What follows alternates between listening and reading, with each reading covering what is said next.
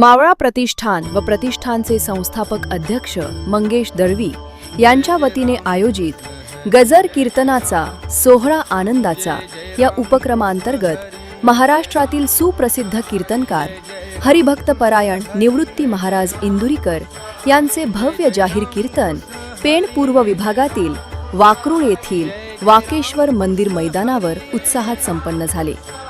या सोहळ्यास रायगड जिल्ह्यासह परिसरातून हजारो भाविकांनी हजेरी लावली होती।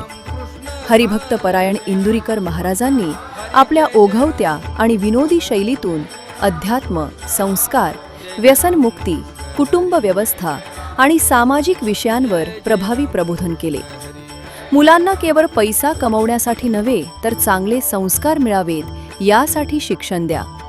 जगातील सर्वात मोठी संपत्ती म्हणजे सुसंस्कार आहेत असा मोलाचा संदेश त्यांनी दिला।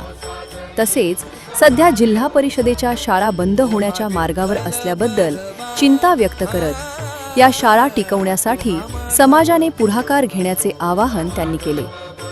पेण व रायगड परिसरातील सुमारे 80% जनता वारकरी संप्रदायाशी जोडलेली आहे असे सांगत त्यांनी जनसेवा हीच ईश्वर सेवा म्हणून कार्य करणाऱ्या मावळा प्रतिष्ठानच्या सामाजिक उपक्रमांचे विशेष कौतुक केले।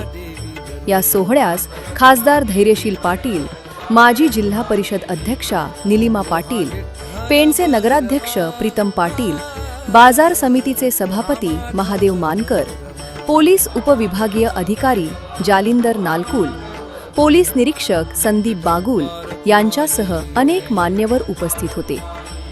मावळा प्रतिष्ठानचे पदाधिकारी, कार्यकर्ते आणि वाकरूळ ग्रामस्थांच्या उत्कृष्ट नियोजनामुळे हा कीर्तन सोहळा शिस्तबद्ध पद्धतीने आणि यशस्वीरित्या पार पडला।